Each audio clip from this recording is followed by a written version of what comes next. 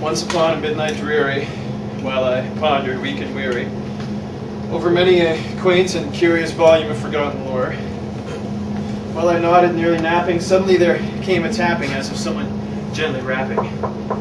Just like that, rapping at my chamber door. "'Tis some visitor," I muttered, rapping at my chamber door.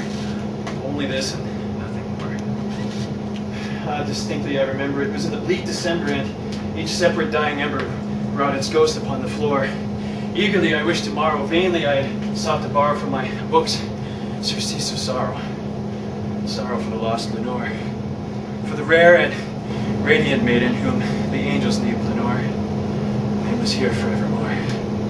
And the silken, sad, uncertain rustling of each purple curtain thrilled me, filled me with fantastic terror never felt before, so that now, to still the beating of my heart, I stood repeating, "'Tis some visitor entreating entrance at my chamber door, some late visitor entreating entrance at my chamber door. This it is and nothing more."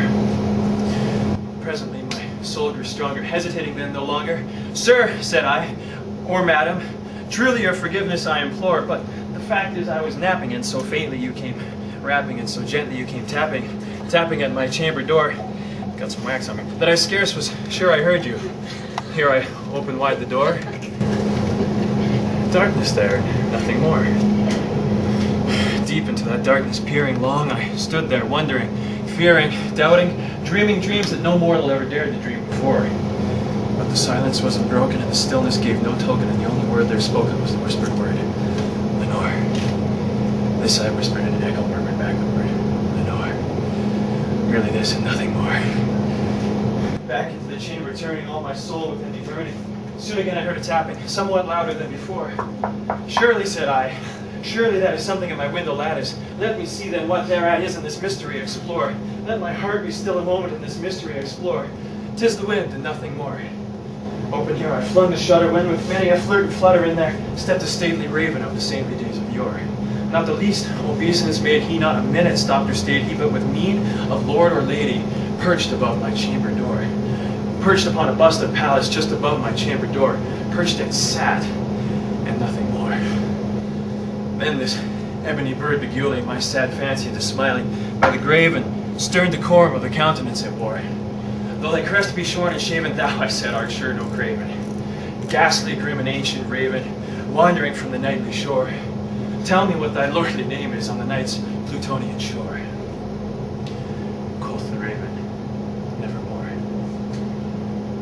Much I marveled this ungainly fowl to hear discourse so plainly, but its answer little meaning, little relevancy bore, for we cannot help agreeing that no living human being ever yet was blessed with seeing bird above his chamber door, bird or beast upon the sculpted bust above his chamber door, with such a name as Nevermore.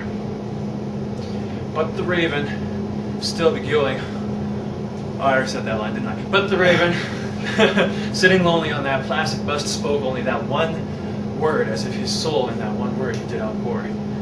Nothing further than he uttered, not a feather than he fluttered, till I scarcely more than muttered, "Other friends have flown before. On the morrow he will leave me, as my hopes have flown before." Then the bird said, "Nevermore."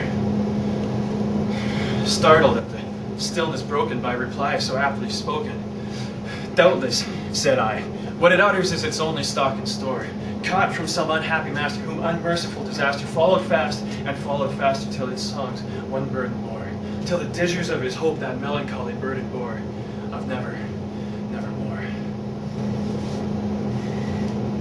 But the raven, still beguiling all my sad soul into smiling, straight I wheeled a cushioned seat in front of bird and busted door. Then upon the velvet, sinking I betook myself to linking fancy unto fancy, thinking what this ominous bird of yore, what this grim, ungainly, ghastly, gaunt, and ominous bird of yore meant in croaking, "Nevermore." This I sat engaged in guessing, but no syllable expressing, to the fowl whose fiery eyes now burned into my bosom's core. This and more I sat divining, with my head at ease reclining on the cushion's velvet lining, that the lamplight glued adore. But whose velvet violet lining with the lamplight glue adore, she shall press nevermore.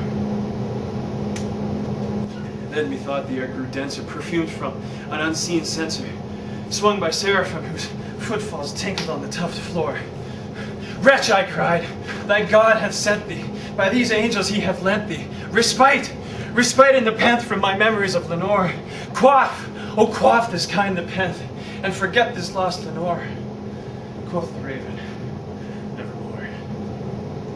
Prophet, said I, thing of evil, prophet still, if bird or devil, whether tempt or sent, whether tempest tossed thee here ashore, desolate yet all undaunted, on this desert land enchanted, on this home by horror haunted, tell me truly, I implore, is there balm in Gilead? Tell me, I implore.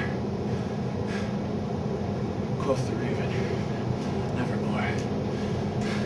Prophet, said I, thing of evil, prophet still, if bird or devil, by that heaven that bends above us, by that God we both adore, tell this soul with sorrow laden, if within the distant Aidenn it shall clasp a sainted maiden whom the angels named Lenore.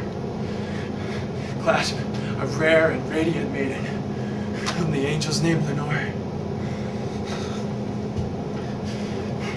Quoth the raven, nevermore. Be that word our sign of parting, bird or fiend, I shrieked upstarting. Get thee back into the tempest and the night's Plutonian shore. Leave no black plume as a token of that lie thy soul had spoken. Leave my loneliness unbroken. Quit the bust above my door.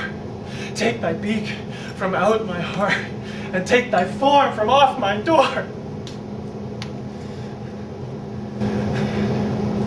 Quoth the raven, nevermore. And the raven, never flitting, still is sitting on that pallid bust of Pallas just above my chamber door. And his eyes have all the seeming of a demon's that is dreaming, and the lamplight o'er him streaming throws his shadow on the floor. And my soul, from out that shadow that lies floating on the floor, shall be lifted